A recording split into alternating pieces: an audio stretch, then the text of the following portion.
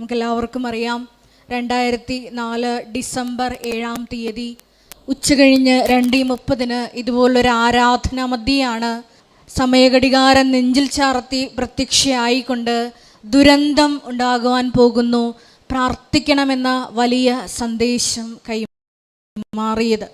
വിവിധങ്ങളായ ദുരന്ത മുഖങ്ങളിലൂടെ കടന്നു പോകുന്ന ലോകത്തുള്ള എല്ലാ സഹോദരങ്ങളെയും, ഏറെ പ്രത്യേകിച്ച് നമ്മുടെ തന്നെ സംസ്ഥാനമായ കൊച്ചു കേരളത്തെയും അതിൻ്റെ വിവിധങ്ങളായ ദുരന്ത അവസ്ഥകളെയും നമുക്ക് പ്രത്യേകമായിട്ട് ഈ വരാൻ പോകുന്ന ഉടമ്പടി ധ്യാനത്തിൽ അൾത്താരയിൽ ദിവ്യകാരുണ്യനാഥന് മുമ്പിൽ സമർപ്പിച്ച് പ്രാർത്ഥിക്കാം.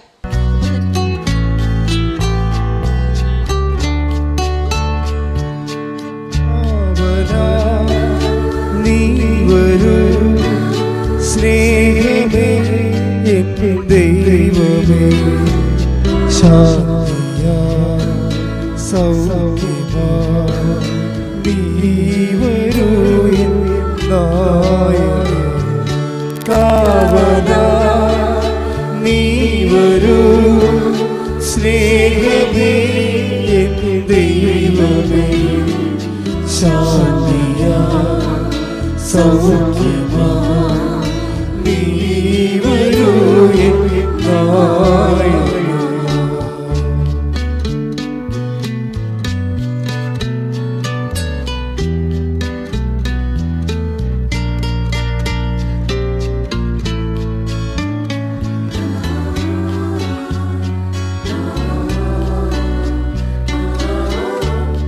തളരുന്ന നേരത്തിൽ പ്രാണനെ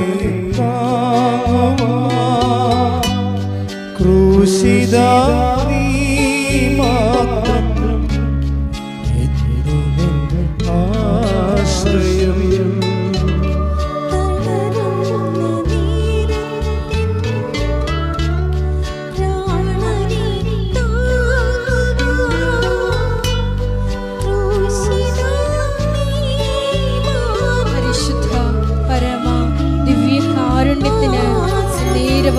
ആരാധനയും സ്തുതിയും പുകഴ്ചയും ഉണ്ടായിരിക്കട്ടെ.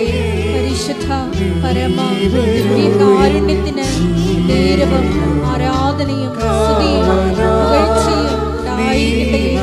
പരിശുദ്ധ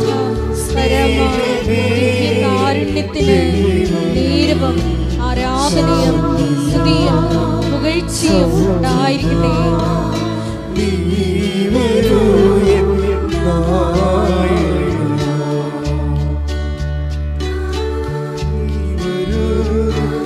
സ്നേഹമേ ദൈവമേ, ശാന്തിയാ സൗഖ്യമാ നീ വരൂ നായക.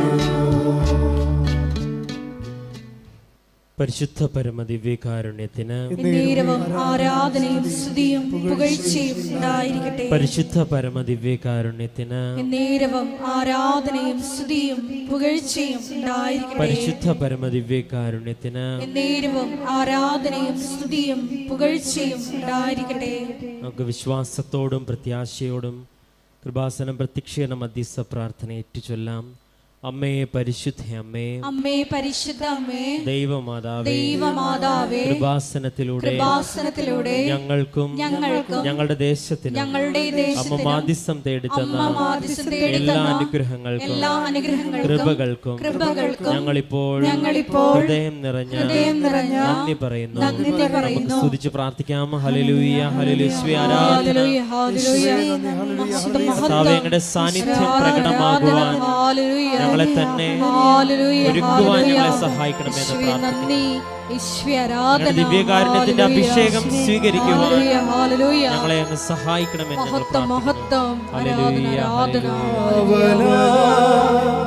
നീ വരൂ, സ്നേഹമേ ദൈവമേ, ശാന്തിയാ സൗഖ്യമാ നീ വരൂ നായക. നമുക്ക് ഒരുമിച്ച് ഒരിക്കൽ കൂടി പാടാം. കാവലാ നീ വരൂ, സ്നേഹമേ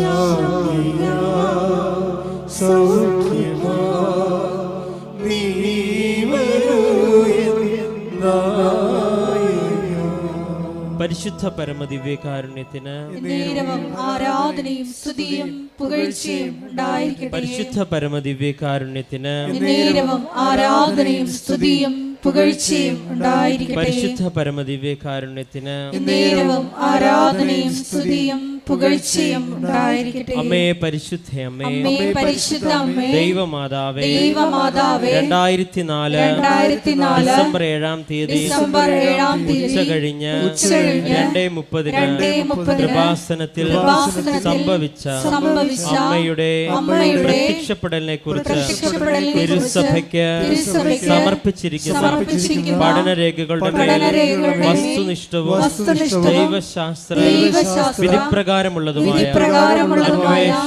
അന്വേഷണ പഠനങ്ങൾ നടത്തി ആ പ്രത്യക്ഷപ്പെടലിലൂടെ പ്രകടമായ ദൈവമാതാവിന്റെ പ്രത്യേക കരുതലും സംരക്ഷണവും വെളിപ്പെടുത്തുന്ന പീഡിതരുടെ ആശ്വാസവും പ്രവാചകന്മാരുടെ രാജ്ഞിയും വാഗ്ദാനത്തിന്റെ പേടകവും പ്രപഞ്ച പ്രകൃതിയുടെ മാതാവുമായ പരിശുദ്ധ അമ്മയുടെ ഭക്തി തിരുസഭയിൽ കൂടുതൽ പ്രചരിച്ച് ജീവിതത്തിന്റെ ദുരിത ദുരന്ത അവസ്ഥകളിൽ അകപ്പെട്ട് കഴിയുന്ന അനേകായിരം മക്കൾക്ക് ദൈവത്തിന്റെ സാന്നിധ്യവും സന്ധിപ്പും കൂടുതൽ അനുഭവിക്കുകയും ആത്മീയ വിശുദ്ധിയും ദൈവശക്തിയും കൈവരിക്കുവാൻ ഞങ്ങളുടെ കുടുംബങ്ങളെ ഇടയാക്കണമേ.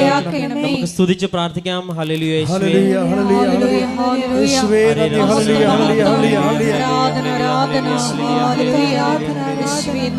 കർത്താവേ, നീ ആലയത്തിലായിരിക്കുന്ന ഓരോ വ്യക്തികളും അവരുടെ നിയോഗങ്ങളിലൂടെ പരിശുദ്ധമ്മയുടെ പ്രത്യക്ഷീകരണത്തിന്റെ സാക്ഷികളായി തീരുവാൻ, നിയോഗങ്ങൾക്കും അപ്പുറം നിത്യനായ ദൈവത്തെ തിരിച്ചറിയുവാൻ, അഭിഷേകത്തോടെ ജീവിക്കുവാൻ, ക്രിസ്തു കൈമാറ്റത്തിൽ ജ്വലിച്ച സാക്ഷികളായി തീരുവാൻ ആശീർവദിക്കണമേ എന്ന് ഞങ്ങൾ പ്രാർത്ഥിക്കുന്നു. ഹല്ലേലൂയ.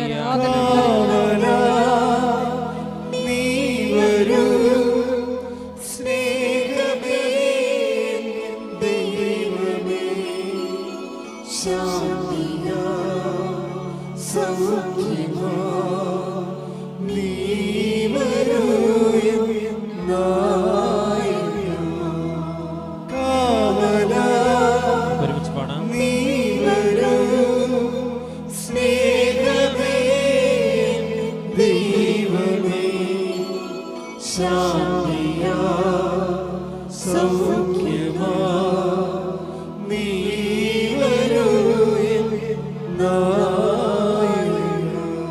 പരിശുദ്ധ പരമദിവ്യകാരുണ്യത്തിന് നേരവും ആരാധനയും സ്തുതിയും പുകഴ്ചയും ഉണ്ടായിരിക്കട്ടെ. പരിശുദ്ധ പരമദിവ്യകാരുണ്യത്തിന് നേരവും ആരാധനയും സ്തുതിയും പുകഴ്ചയും ഉണ്ടായിരിക്കട്ടെ. പരിശുദ്ധ പരമദിവ്യകാരുണ്യത്തിന് നേരവും ആരാധനയും സ്തുതിയും പുകഴ്ചയും. അമ്മേ പരിശുദ്ധ അമ്മേ, ഭൂസ്വർലോകങ്ങളുടെ രാജ്ഞിയായ അങ്ങേക്ക് ഭൗമസംരക്ഷണത്തിനായി പ്രപഞ്ച പ്രകൃതിയെ തന്നെ തിരുസഭ പ്രതിഷ്ഠിക്കുവാൻ ഈ പ്രത്യക്ഷീകരണം വഴി ഇടയാക്കണമേ. പരിശുദ്ധ അമ്മേ, ജപമാല മാതാവേ, സകല കൃപാസന പ്രാർത്ഥനകളോട് ചേർത്ത് ഞങ്ങൾ ഇപ്പോൾ പ്രാർത്ഥിക്കുന്ന ഈ സമൂഹത്തിന്റെ പ്രത്യേക നിയോഗങ്ങളും നമുക്ക് മൗനമായി നമ്മുടെ നിയോഗങ്ങൾ സമർപ്പിച്ച് പ്രാർത്ഥിക്കാം.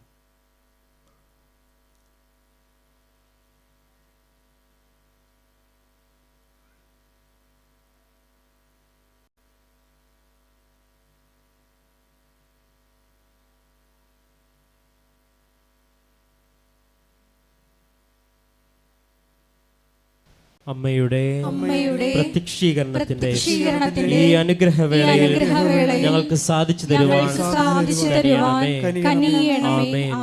നമുക്ക് സ്തുതിച്ച് പ്രാർത്ഥിക്കാം. ഹല്ലേലൂയ, ഹല്ലേലൂയ യേശുവേ, ആരാധന.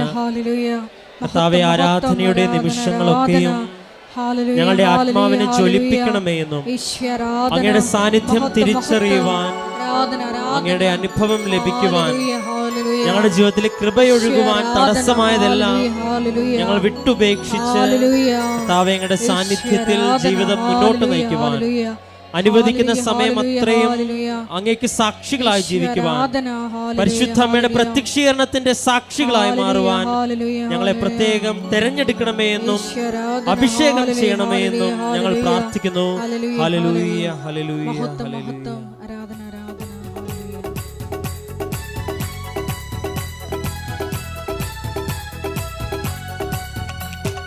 അസാധ്യമായി എനിക്കൊന്നുമില്ല, എന്നെ ശക്തനാക്കുന്നവൻ മുഖാന്തരം. അസാധ്യമായി എനിക്കൊന്നുമില്ല, എന്നെ ശക്തനാക്കുന്നവൻ. ഉച്ചത്തിൽ പാടാം. അസാധ്യമായി എനിക്കൊന്നുമില്ല, എന്നെ ശക്തനാക്കുന്നവൻ മുഖാന്തരം.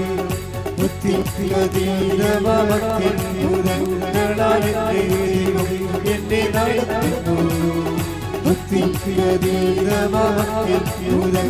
നടത്തുന്നു, എന്നെ നടത്തുന്നു.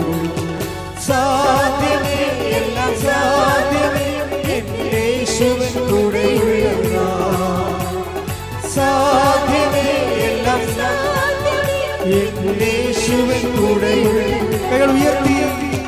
സാധ്യമേ, എല്ലാം സാധ്യമേ, എന്റെ യേശുവിൻ കൂടെയുള്ള. അസാധ്യമായി എനിക്കൊന്നുമില്ല, എന്നെ ശക്തനാക്കുന്നവൻ മുഖാന്തരം. അസാധ്യമായി എനിക്കൊന്നുമില്ല, എന്നെ ശക്തനാക്കുന്നവൻ മുഖാന്തരം. ഹല്ലേലൂയ, ഹല്ലേലൂയ, ഹല്ലേലൂയ, ഹല്ലേലൂയ.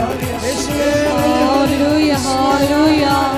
ജീവിതങ്ങളായ ജീവിത ദുരന്ത മുഖങ്ങളിലൂടെ കടന്നു പോകുന്ന എല്ലാ സഹോദരങ്ങളെയും കേൾക്കാരിൽ സമർപ്പിച്ചു പ്രാർത്ഥിക്കുന്നു. അമ്മയുടെ പ്രത്യക്ഷീകരണത്തിന്റെ സാക്ഷികളാക്കിയ മക്കളെ പ്രാർത്ഥിക്കുന്നു. ടെലിവിഷനിലൂടെയും ടെലിവിഷനിലൂടെയും സോഷ്യൽ മീഡിയ പ്ലാറ്റ്ഫോമുകളുടെ എല്ലാം നിയോഗങ്ങൾ സമർപ്പിക്കുന്ന എല്ലാ മക്കളുടെയും വിഷയങ്ങൾ പ്രത്യേക മധ്യസ്ഥതയാൽ ഏറ്റെടുക്കണമേ എന്ന് പ്രാർത്ഥിക്കുന്നു. Hallelujah, hallelujah.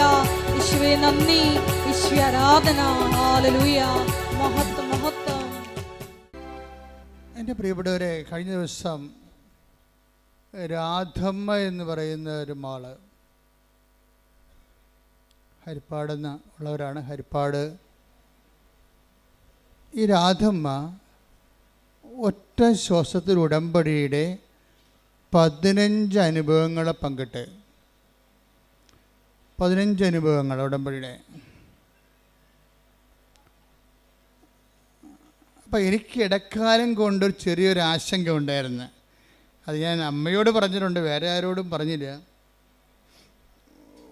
ഇപ്പോൾ ഉടമ്പടിയിൽ ഇന്നലെ ഒരു മജിസ്ട്രേറ്റ് സാക്ഷ്യം പറഞ്ഞു. അതുപോലെ തന്നെ IAS വിദ്യാർത്ഥികൾ അവർ പാസ്സായതിനു ശേഷം വന്ന് സാക്ഷ്യം പറയും. IIM-കാർ സാക്ഷ്യം പറയും. IIT-കാർ സാക്ഷ്യം പറയും. അപ്പോൾ ഇങ്ങനെയുള്ള വലിയ എഡ്യൂക്കേഷൻ അക്കാഡമിഷ്യൻസൊക്കെ വന്ന് സാക്ഷ്യം പറയുമ്പോൾ എനിക്കൊരു ആശങ്ക ഉണ്ടായിരുന്നു.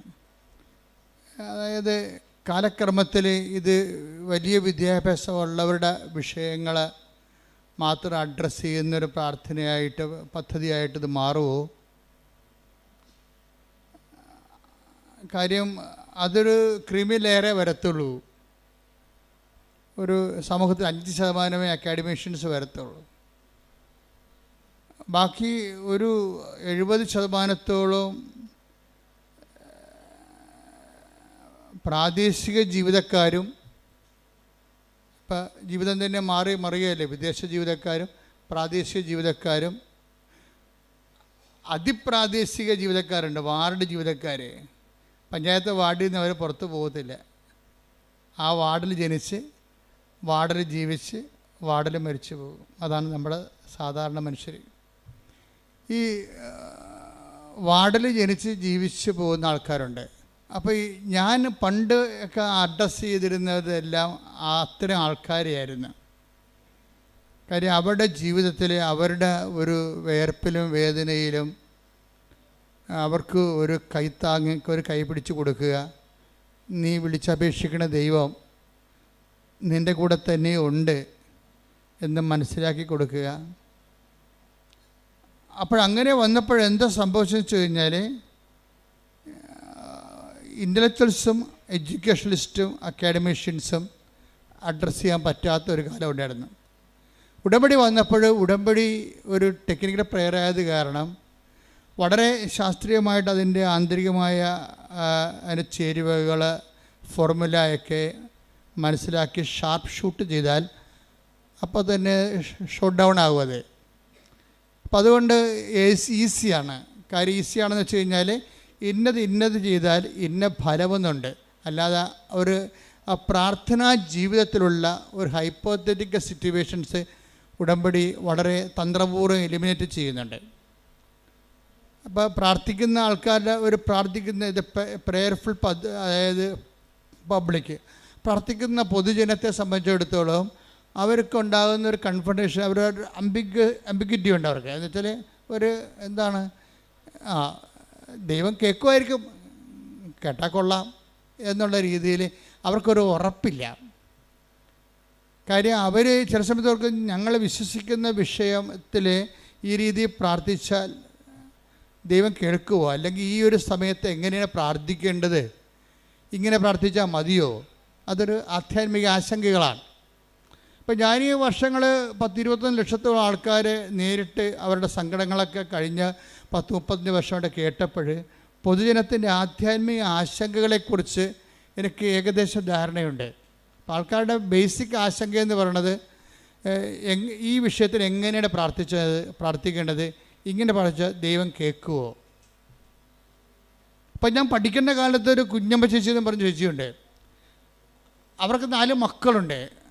അവരിങ്ങനെ ഈ പണ്ടത്തെ രീതി അനുസരിച്ച് തലയിൽ കൂടി ഒരു വളയം പോലെ ഇട്ടിട്ട് ഈ നൂലിങ്ങനെ നൂറ്റ് വലയ്ക്ക് കെട്ടാൻ കൊടുത്ത് ജീവിക്കുന്ന സാധാരണ ഒരു അമ്മച്ചിയാണ്. അപ്പോൾ അമ്മച്ചിയുടെ കാര്യങ്ങളൊക്കെ ഞാനന്ന് 9ാം ക്ലാസ്സിൽ പഠിക്കുകയാണ്. അമ്മച്ചിയുടെ വിഷയങ്ങളൊക്കെ ഓരോ കാര്യങ്ങളൊക്കെ അവിടെ കയറി പിരിക്കുന്ന സ്ഥലത്തൊക്കെ ഇരുന്ന് പറയും. ഞാൻ ഇടയ്ക്ക് അവിടെ പോയി ഇരിക്കും, നാട്ടുകാർ അയൽവാസികളെ. അപ്പോൾ അവർ പറയണതൊക്കെ ഞാൻ കേട്ടിട്ടുണ്ട്. അപ്പോൾ അതിനകത്ത് കുഞ്ഞുമ്മ ചേച്ചി പ്രാവശ്യം അവരുടെ പ്രാർത്ഥനകൾക്ക് ഒന്നും ഉത്തരം കിട്ടത്തില്ല. കുഞ്ഞുമ്മ ചേച്ചി പറയുവേ, ലോകത്ത് മുഴുവനും മനുഷ്യരല്ലേ, ഇതെല്ലാവരുടെയും പ്രാർത്ഥന കേൾക്കാൻ ദൈവത്തിന് പറ്റുക. അതാണ് പ്രശ്നം. ഇപ്പോൾ മനുഷ്യന്മാരിങ്ങനെ ദൈവത്തിന് മനുഷ്യന്മാർ കേൾക്കുന്ന പോലെ ലോകം മുഴുവൻ മനുഷ്യരല്ലേ, അവിടെയൊക്കെ എല്ലാവരുടെയും പ്രാർത്ഥന കേൾക്കാൻ ദൈവത്തിന് പറ്റുമോ. അപ്പോൾ ദൈവത്തെക്കുറിച്ചുള്ള അവരുടെ ഒരു പ്രാദേശിക ജ്ഞാനമാണത്. അത് പക്ഷേ അങ്ങനെയുള്ള ജ്ഞാനമുള്ള ഒത്തിരി പേരുണ്ട്. നമ്മുടെ വിഷയം മാത്രമല്ല ദൈവത്തിന്, അങ്ങനെ ചിന്തിക്കുന്ന ആൾക്കാരുണ്ട്. അപ്പോൾ വ്യത്യസ്തമായ അവരുടെ ഒരു ആധ്യാത്മിക ജ്ഞാനത്തിൻ്റെ ആ ഒരു പരിസരത്ത് നിന്നുകൊണ്ടാണ് അവരുടെ പ്രെയറിൽ ലോഞ്ച് ചെയ്യണത്. അപ്പോൾ അത്രയും തന്നെ ആ പ്രെയറിന് തുടങ്ങുമ്പോൾ തന്നെ അതിൻ്റെ അകത്ത് സംശയത്തിൻ്റെ ഗുമളമുള്ളത് കാരണം അത് വർക്കൗട്ട് ചെയ്യത്തില്ല. പക്ഷേ ഉടമ്പടിയിലേക്ക് വരുമ്പോൾ ഇങ്ങനെയുള്ള ഒരു കോമൺ പീപ്പിൾ ആയാലും ശരി, കുറച്ച് എക്സ്ട്രാ ഓർഡിനറി ആയിട്ടുള്ള പീപ്പിൾ ആയാലും ശരി, ഉടമ്പടിയുടെ ക്ലാസ്സുകൾ കേട്ട് ജനങ്ങളുടെ സാക്ഷ്യങ്ങൾ കേട്ട് അച്ഛൻ്റെ ഉടമ്പടി ധ്യാനമൊക്കെ കേട്ട് കഴിയുമ്പോൾ അവർക്ക് മനസ്സിലാകുന്ന ഒരു സത്യമുണ്ട്. ഇതൊരു സയൻറ്റിഫിക്കലി പ്രൂവൺ പ്രെയറാണ്. ഒരു ആധ്യാത്മിക ശാസ്ത്രം, ബൈബിൾ ശാസ്ത്രം ഉണ്ടല്ല, ബൈബിൾ ശാസ്ത്രം അനുസരിച്ച് പ്രൂവ് ചെയ്തിട്ടുള്ള ഒരു പദ്ധതിയാണ് കവനൻ്റ് എന്ന് പറയുന്നത്. ഈ കവനൻ്റെ കൂടെ വന്നിരിക്കുന്ന കവനൻ്റ് ഇപ്പോഴുള്ളതല്ല, പണ്ടിനാലെ ദൈവം അതാത് കാലങ്ങളിൽ അപ്ഡേഷൻസ് ഉള്ള ഒരു പ്രാർത്ഥനയാണ് കവനൻ്റ് എന്ന് പറയുന്നത്.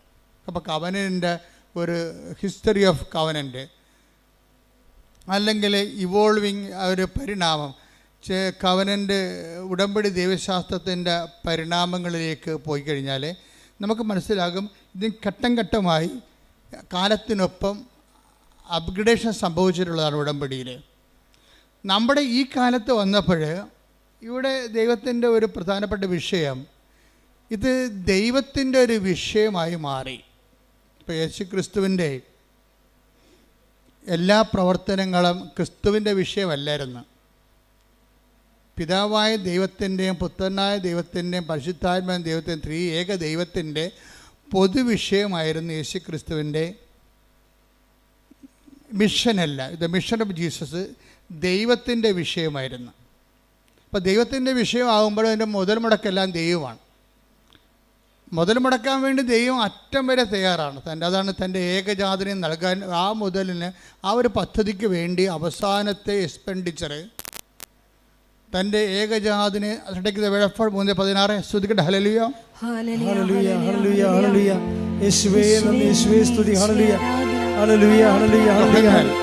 യേശുവേ മഹത്വം മഹത്വം ആരാധന. യോഹന്നാൻ 3:16 എന്തെന്നാൽ അവനിൽ വിശ്വസിക്കുന്ന അവനിൽ വിശ്വസിക്കുന്ന ഏവനും നശിച്ചു പോകാതെ നിത്യജീവൻ പ്രാപിക്കുന്നതിന് വേണ്ടി തന്റെ ഏകജാതനെ നൽകാൻ തക്കവിധം ദൈവം ലോകത്തെ അത്രമാത്രം സ്നേഹിച്ചു. അപ്പോൾ ദൈവം ലോകത്തെ അത്രമാത്രം സ്നേഹിച്ചത് കൊണ്ട് തൻ്റെ ഏകജാതനെ മുഴുവനായിട്ട് വരെ നൽകാൻ അതിൻ്റെ ക്യാപിറ്റൽ അതാണ്. രക്ഷാകര പദ്ധതിയുടെ ക്യാപിറ്റൽ എന്ന് പറയുന്നത് ഏകജാതനെ മുഴുവനും കൂടി നൽകിയ പാപത്തിന് പരിഹാരം ചെയ്യേണ്ടി വന്നപ്പോൾ അതിന് പോലും ദൈവം ചെലവഴിച്ചതാണ്. അപ്പോൾ ആ ദൈവത്തിൻ്റെ ആ ചെലവഴിക്കൽ നിന്നാണ് ക്രിസ്തുശാസ്ത്രം രൂപപ്പെട്ട് വരണത്. പ്രായോഗിക ജീവിതബന്ധിയായ ക്രിസ്തുശാസ്ത്രം. ഇപ്പോൾ ഒരു അക്കാഡമിക് ക്രിസ്തുശാസ്ത്രമുണ്ട്, പക്ഷെ ഒരു ജീവിതബന്ധി കാലബന്ധിയായ ഒരു ക്രിസ്തുശാസ്ത്രമുണ്ട്. അപ്പോൾ ഈ 3:16 ഡെവലപ്പ് ചെയ്ത് വരുമ്പോൾ പിന്നീട് പൗലോസ് പറയും നമ്മൾക്ക് യേശുക്രിസ്തുവിന് നൽകിയവൻ. ശ്രുതിക്കട്ടെ. ഹല്ലേലൂയ ഹല്ലേലൂയ ഹല്ലേലൂയ ഹല്ലേലൂയ. റോമ 8:32 സ്വപുത്രനെ പോലും ഒഴിവാക്കാതെ നമുക്കെല്ലാവർക്കും വേണ്ടി അവനെ ഏൽപ്പിച്ചു തന്നവൻ അവനോട് കൂടെ സമസ്തവും നമുക്ക് ദാനമായി നൽകാതിരിക്കുമോ? അവിടെ അതിൻ്റെ ഒത്തിരി വാക്കുകൾ ദൈവത്തിൻ്റെ തനത് മൈൻഡ് വെളിപ്പെടുത്തുന്നുണ്ട്. അതായത് ഈ റോമ 8:32 യോഹന്നാൻ 3:16 തമ്മിൽ ലിങ്ക് ആയിരിക്കണം. എന്താണ് 3:16 എന്താ പറയണത്? തൻ്റെ ഏകജാതനെ നൽകാൻ തക്കവിധം ദൈവം അത്രമാത്രം നമ്മളെ ലോകത്തെ സ്നേഹിച്ചു. അപ്പൊ ഈ എന്തുകൊണ്ടാണ് ദാനമായിരിക്കണം മനസ്സിലാക്കണം. ഉടമ്പടി വർക്ക് ചെയ്യണത് നോട്ട് ബൈ മെറിറ്റിലാണ്, പിന്നെന്താണ്? But by grace. അപ്പം മനുഷ്യൻ്റെ ജീവിതത്തിൻ്റെ എല്ലാ വിഷയങ്ങളിലും ഇപ്പം നിങ്ങൾക്കൊരു സ്റ്റാൻഡേർഡ് ഉണ്ടാകുമല്ലോ അല്ലേ? നിങ്ങളുടെ ഒരു വാല്യൂ അല്ലെങ്കിൽ നിങ്ങളുടെ ഒരു കഴിവ്. പക്ഷേ നമ്മുടെ കഴിവും നമ്മുടെ ജീവിതവും തമ്മിൽ ഒരു കാലത്തും പൊരുത്തപ്പെടത്തില്ല. എന്താ കാര്യം? നമ്മളുടെ ജീവിതത്തിൻ്റെ വെല്ലുവിളി നമ്മുടെ കഴിവിനേക്കാൾ എപ്പോഴും മുകളിലായിരിക്കും. അതെപ്പോഴും അങ്ങനെയുണ്ട്. ലൈഫ് സെറ്റിൽ ചെയ്തിരിക്കുന്നതും ലൈഫ് ഇവോൾവ് ചെയ്തിരിക്കുന്നതും ജീവിതം ആയിത്തീർന്നിരിക്കുന്നതായിട്ടുള്ള അവസ്ഥ എന്ന് വെച്ച് കഴിഞ്ഞാൽ എപ്പോഴും നമ്മുടെ കഴിവിനേക്കാളും ഉപരിയായിരിക്കും നമ്മൾക്ക് കൈകാര്യം ചെയ്യേണ്ട വിഷയം. കഴിഞ്ഞ ദിവസത്തിൽ ഒരു മജിസ്ട്രേറ്റിൻ്റെ സാക്ഷ്യം എന്താ അറിയാമോ? മജിസ്ട്രേറ്റ് വക്കീലാണ്, പ്രാക്ടീസിങ് വക്കീലാണ്. ഈ ബാരിസ്റ്ററെ ശരിക്കും അവർക്ക് ഇപ്പോൾ ഒരു മജിസ്ട്രേറ്റിൻ്റെ എക്സാം വന്നു. അപ്പോൾ ഹൈക്കോടതിയുടെ എക്സാം ശരിക്കും വളരെ പാടുള്ളതാണ്. അവർ പറഞ്ഞ സങ്കീർണമാണ്. പല സെക്ഷൻസ് ഉണ്ട്. ആ പരീക്ഷകളെല്ലാം എഴുതിയിട്ടാണ് പിന്നീട് അവർ മജിസ്ട്രേറ്റായിട്ട് അവർ ജയിച്ചാൽ മാത്രമേ മജിസ്ട്രേറ്റിലേക്ക് പിന്നെ അവർക്ക് പരിശീലനത്തിന് പോകാൻ പറ്റത്തുള്ളൂ. പക്ഷേ എന്താ പ്രശ്നം? ഇവർക്കൊരു കോൺഫിഡൻസ് ഉണ്ട്. എപ്പോഴും നമ്മൾ ശ്രദ്ധിക്കേണ്ടത് ഈ കോൺഫിഡൻസ് ആണ് ഫസ്റ്റായിട്ട്. നമ്മൾ ദൈവത്തിൻ്റെ സന്നിധാനത്തിൽ വരുമ്പോൾ ആദ്യത്തെ ബോംബിംഗ് ഏരിയ എന്ന് പറയണത്, അല്ലെങ്കിൽ മിലിറ്ററി ടാർഗറ്റ് പൊസിഷൻ. ഇപ്പം മിലിറ്ററി പൊസിഷൻ എന്ന് പറയത്തില്ലേ? ബോംബ് ചെയ്യുന്ന വിമാനങ്ങൾക്കൊരു പൊസിഷൻ ഉണ്ടാകും. ഇപ്പം നമ്മൾ ദൈവദർശനം വരുമ്പോൾ ഈ പൊസിഷൻ ടാർഗറ്റഡായിട്ട് വരുന്നത് എപ്പോഴും കോൺഫിഡൻസാണ്. നിങ്ങളുടെ കോൺഫിഡൻസ് തരുന്ന കുറേ കാര്യങ്ങളുണ്ട്. നിങ്ങളുടെ ഈ കോൺഫിഡൻസ് എന്ന് പറയുന്നതാണ് നിങ്ങൾ. പക്ഷെ ആ നിങ്ങൾക്ക് ഇപ്പോൾ നിങ്ങളുടെ അതിജീവനത്തിന് നിങ്ങളുടെ മുമ്പിൽ വന്നിരിക്കുന്ന വെല്ലുവിളിയെ തരണം ചെയ്യാനുള്ള കഴിവുണ്ടാകത്തില്ല. മനസ്സിലായില്ലേ? അപ്പോൾ ഇത് നിങ്ങളുടെ കോൺഫിഡൻസ് പൊളിച്ച് പണിയേണ്ടി വരും. ഇപ്പോൾ തന്നെ ഈ റോഡ് ചെയ്യണവർ ഇപ്പം നല്ല റോഡിൽ വണ്ടി പോകുന്നുണ്ട്, പക്ഷേ റോഡ് അവർ പൊളിക്കുകയാണ്. മൊത്തം പൊളിച്ചിട്ട് അതെല്ലാം വീണ്ടും അതെല്ലാം പൊടിച്ച് റീകോൺക്രീറ്റ് ചെയ്യുകയാണ്. എന്താ കാര്യം? അവർക്ക് ഗ്യാരണ്ടി ഉണ്ട്, അടുത്ത ഒരു 50 കൊല്ലത്തേക്ക് തലമുറകളെ കോടിക്കണക്കിന് വാഹനം ഓടേണ്ടതാണ്. അതനുസരിച്ച് ഈ റോഡ് അതിന് പറ്റത്തില്ല, അതുകൊണ്ട് അവർ പൊളിക്കുകയാണ്. ദൈവം ചെയ്യേണ്ടത് ഏതാണ്ട് ഇതേ പരിപാടിയാണ്. നിങ്ങളുടെ കോൺഫിഡൻസ് ആദ്യം പൊളിക്കും. കോൺഫിഡൻസിൻ്റെ ഓരോ ഏജൻറ്റ് നോക്കിയാൽ മതി, പണി വരാൻ പോണത് എവിടെയാണെന്നൊക്കെ അറിയാൻ പറ്റും. ഒന്നെങ്കിൽ നമ്മുടെ ആരോഗ്യമായിരിക്കും. പരമാവധി പണി ആദ്യം കിട്ടാൻ സാധ്യതയുള്ളത് ബോഡിയിലാണ്. ബോഡി എപ്പോഴും നിങ്ങൾ ശ്രദ്ധിച്ച് പ്രാർത്ഥനാപരമാക്കുകയാണ്. പിന്നെ കിട്ടാൻ പോകുന്നത്, പിന്നെ ബോംബ് വീഴാൻ സാധ്യതയുള്ളത് കോമ്പറ്റീഷനിലാണ് വരണത്. നിങ്ങൾ ചിലപ്പോൾ സ്കൂളിൽ റാങ്കാകാം. സ്കൂളിൽ റാങ്കായി കഴിയുമ്പോൾ ടീച്ചർമാർ പറയും നിങ്ങൾ സ്കൂളിൻ്റെ അഭിമാനമാണോ ആന കൂന എന്നൊക്കെ പറയുമ്പോൾ നിങ്ങൾക്ക് മാലയൊക്കെ ചെയ്തിട്ട് ബൊക്കൊക്കെ തന്ന് വിടും. കോളേജ് ചെല്ലുമ്പോൾ നിങ്ങൾ എല്ലാ വിഷയത്തിലും പൊട്ടിപ്പോകും. എന്താ കാര്യം? സ്കൂളിൽ നിങ്ങൾ കിങ് ആയതുകൊണ്ടാണ് അങ്ങനെ സംഭവിക്കുന്നത്. കോൺഫിഡൻസ് ഉണ്ട് നിങ്ങൾ. ഈ കോൺഫിഡൻസ് വെച്ചുകൊണ്ട് കോളേജിൽ നിങ്ങൾ പഠിക്കാതിരിക്കും, അല്ലെങ്കിൽ ക്ലാസ് കട്ട് ചെയ്യും. അപ്പോൾ അവർ പറയണത് എന്താ വെച്ചാൽ, ഞാൻ പഠിച്ചില്ലേലും ജയിക്കും, പഠിക്കണ പിള്ളേർക്ക് വീട്ടിൽ ഇരുന്നാലും മതി, കോളേജിൽ പോകേണ്ട കാര്യമില്ല, ഇപ്പോൾ ക്ലാസ് കട്ട് ചെയ്ത് നടക്കും. അപ്പം അങ്ങനെ വരുമ്പോൾ ഈ നമ്മുടെ കോൺഫിഡൻസാണ് ആധ്യാത്മികമായ ഉഴപ്പുണ്ടാക്കുന്നത്. അതെപ്പോഴും നമ്മൾ ശ്രദ്ധിക്കണം. നിങ്ങൾക്കിന്ന് ആധ്യാത്മികമായിട്ട് എന്തെങ്കിലും ഒരു ഫ്ലക്ച്വേഷൻ ഉണ്ടെങ്കിൽ ആദ്യം ട്രീറ്റ്മെൻറ്റ് നടത്തേണ്ടത് നിങ്ങളുടെ കോൺഫിഡൻസിലാണ്. കാര്യം നിങ്ങളുടെ വിദ്യാഭ്യാസം ചിലർക്ക് തറവാടിത്തമാണ്. എന്താണ് അതായത് ഇപ്പോൾ ഒരു ജോലിയുണ്ട്, ജോലി വന്നിട്ടുണ്ട്, അത് ഇതിലാണ് വന്നിരിക്കുന്നത്, ട്രാൻസ്പോർട്ട് ബസ് കണ്ടക്ടറാകാനുള്ള ജോലിയാണ്. അപ്പോൾ ഇവരെ പെറ്റ് വീണ കാര്യത്തിൽ തന്നെ IAS എടുപ്പിച്ചിട്ടാണ് മാതാപിതാക്കന്മാർ വളർത്തുന്നത്. എൻ്റെ മകൾ വളർന്ന് കളക്ടറാകുമെന്നും പറഞ്ഞല്ലേ, പേരിടുമ്പോൾ തന്നെ അവൾ കളക്ടറാകും. ഈ കുഞ്ഞ് ഞാൻ കളക്ടറാകും എന്ന് പറഞ്ഞുകൊണ്ട് ഇരുന്ന അവസാനം ഒരു വണ്ടിക്കും കയറി പോകത്തില്ല. വന്ന വണ്ടി പോകും, ഞാൻ കളക്ടറിൻ്റെ വണ്ടി വരാതിരിക്കില്ല, കളക്ടറിൻ്റെ വണ്ടി വരാൻ. അവസാനം തെണ്ടിപ്പെറുക്കി പട്ടിണിയായി കയറി നാറി കഴിയുമ്പോഴാണ് വല്ല വണ്ടിയും കയറി പോയാൽ മതി, അപ്പോൾ കാലം കഴിഞ്ഞു പോകും. ഇങ്ങനെ എന്തോ അടിച്ചേൽപ്പിച്ച ആത്മവിശ്വാസങ്ങളുണ്ട് ആൾക്കാർക്ക്. ആരോ അടിച്ചേൽപ്പിച്ച വിശ്വാസം. നീ കളക്ടർ വരെ കുന്തമില്ല, നിൻ്റെ കഴിവനുസരിച്ച് നീ അധ്വാനിക്കുക, ബാക്കി ദൈവം ക്രമീകരിക്കും. മനസ്സിലായ? എനിക്ക് ആഗ്രഹത്തിൻ്റെ അടിമയാകരുത്, ആഗ്രഹത്തിൻ്റെ യജമാനനാകണം. മനസ്സിലായില്ലേ? ആഗ്രഹത്തിൻ്റെ അടിമയായിട്ട് നീ ഒരു ലക്ഷ്യം വെച്ചിട്ട് അതിൽ നിന്ന് തന്നെ പിടിച്ചിട്ട് നിൽക്കുകയാണ്. ഞാൻ ഈ 12 പ്രാവശ്യമൊക്കെ OIT എഴുതുമ്പോൾ പറഞ്ഞു എൻ്റെ മകളെ 12 പ്രാവശ്യമായി. ആരോ പറഞ്ഞ് നിൻ്റെ തലയെ കയറ്റിയതാണ്, നീയും കെട്ടിയനും കൂടി കാനഡയിൽ താമസിക്കുമെന്ന്. അപ്പോൾ അതിൻ്റെ സ്വപ്നം കൊണ്ട് നടക്കുകയാണ്. ശരിക്കും പറഞ്ഞു ഞാനിതിനൊന്നും എതിർക്കണില്ല. പക്ഷേ യാഥാർത്ഥ്യ ബോധം എന്ന് പറയണത് ഇറ്റ് ഈസ് നോട്ട് കോമൺ. അതൊരു കോമൺ സെൻസാണ് വേണ്ടത്. കോമൺ സെൻസ് ഒന്നും ഇപ്പോൾ കോമൺ അല്ലല്ലെന്നല്ലേ പറയണത്.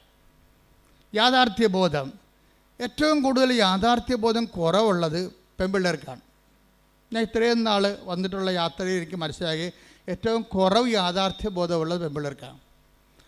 അവർ ഒന്ന് പറഞ്ഞാലും മനസ്സിലാകത്തില്ല, അവർക്ക് ഒന്ന് പറഞ്ഞാൽ മനസ്സിലാകത്തില്ല. എന്ന് വെച്ചാൽ നിങ്ങൾ ഡിഗ്രഡേറ്റ് ചെയ്യണമെന്നല്ല ഞാൻ പറയണത്. നിങ്ങളെ ഒരു സാമാന്യ ബുദ്ധി ഈ വിഷയത്തിൽ കാണിക്കണം. കലിബർ കടന്നു വന്നിട്ടുള്ള മാർഗങ്ങൾ, അല്ലാതെ ഓരോരുത്തരും പോയി അവരെപ്പോലെ ആകാൻ വേണ്ടി തവള ആനയെപ്പോലെ വീർപ്പിക്കാൻ നിൽക്കരുത്. കാര്യം തവള വീർത്താലും ആന വീർത്താലും കുറച്ച് കഴിയുമ്പോൾ ഇതെല്ലാം ചത്ത് പിരിഞ്ഞ് മണ്ണോടായി തീരും. നമ്മളെപ്പോഴും ശ്രദ്ധിക്കേണ്ടത് ഉറപ്പ് വരുത്തേണ്ട ഒരു സാധനം മാത്രമേ ഉള്ളൂ. എന്താണ്? ദൈവം.